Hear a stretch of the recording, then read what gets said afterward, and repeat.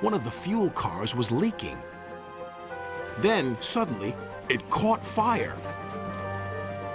"Oh, help!" cried James.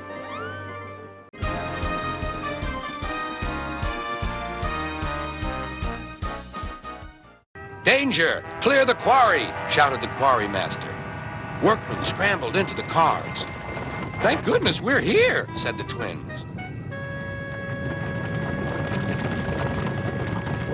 They were just puffing out of the quarry when, "Help!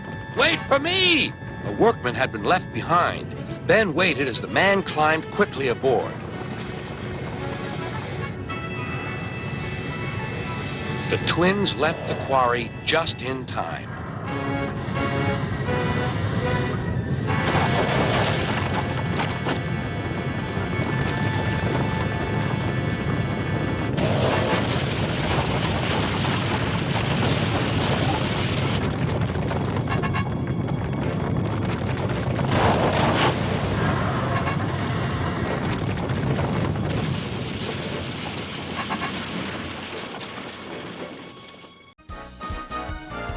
More danger lay ahead. Men were working on a bridge, but they had been warned about the runaway toad and his freight cars. They diverted him onto old sidings, straight into a muddy pool.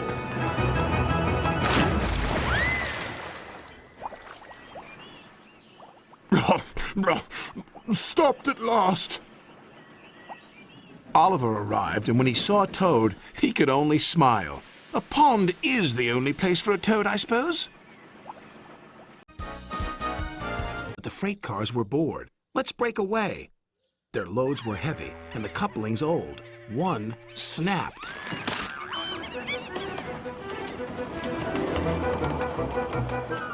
"Faster, faster!" shouted the freight cars. A sign read "Slow steep bends and ravine ahead," but the silly cars never saw it.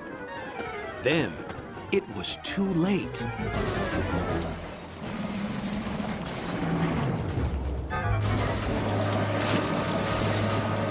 Peter Sam arrived at the scene of the disaster. His driver sighed. "This was our fault. We didn't secure them properly. We'll have to get help to pull them out."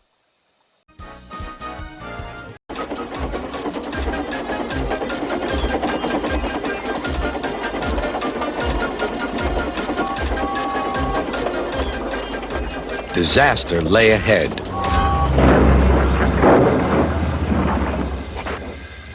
Something sticky splashed all over James. He had run into 2 tar wagons and was black from smokebox to cab. He was more dirty than hurt. But the tar wagons and some cars were all to pieces. He was so cross that he didn't see the signal telling him to stop. And he didn't see the goods train ahead until it was too late.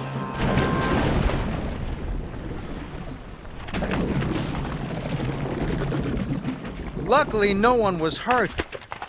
But Gordon came off the rails and he was covered in gooey red jelly. Oh!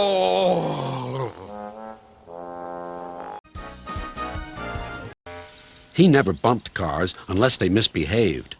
But the loaded cars couldn't see him properly. They thought he was Sir Handel. Their chance for trickery had come. "Faster! Faster!" they yelled. "No, no!" wailed the empty cars. "It's Peter Sam!" But it was no use. "Hurrah! Hurrah!" roared the cars. Peter Sam shut his eyes.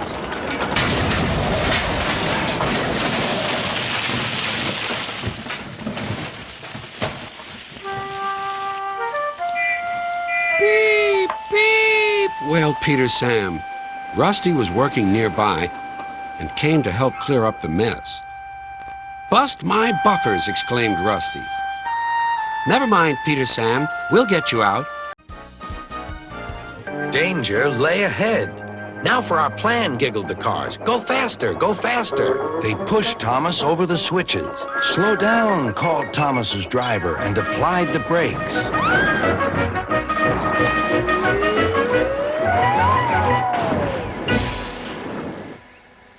Poor Thomas stood dazed and surprised in a muddy pond as a toad eyed him suspiciously. Bust my buffers, muttered Thomas. The day started so well, too.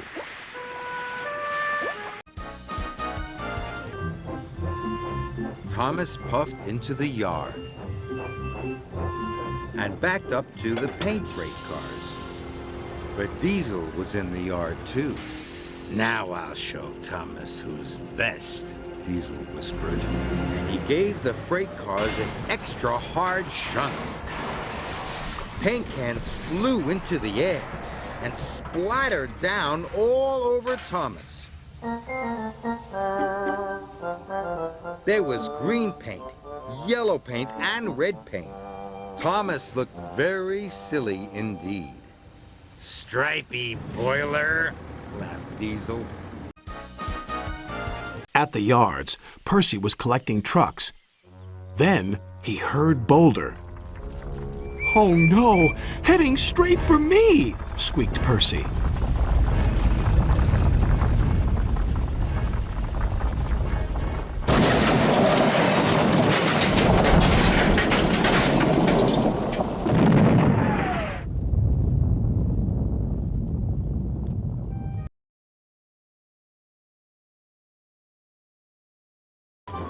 "Help!" cried Henry.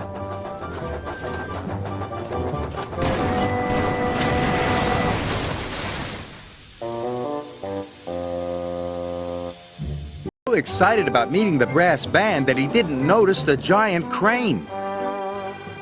It was unloading a huge ship's boiler. Suddenly, the crane swung the boiler and knocked Edward right off the track. Then there was trouble. Gordon hit the pipes with a loud crunch. He came off the tracks. It was a terrible mess. At the crossing at the bottom of the hill. Arthur's driver applied the brakes, but it was too late. Squashed fruit flew everywhere.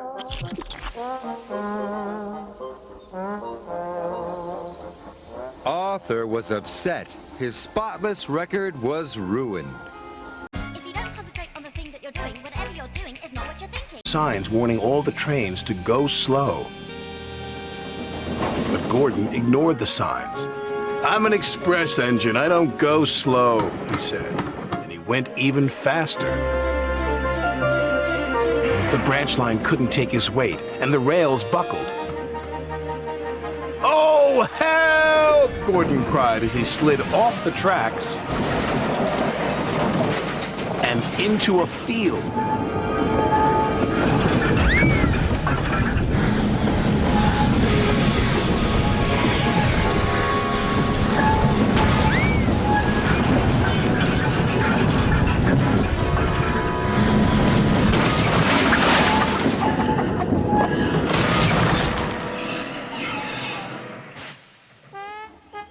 No one was hurt, but poor Gordon felt very undignified. "What will Sir Topham Hatt say?" he groaned.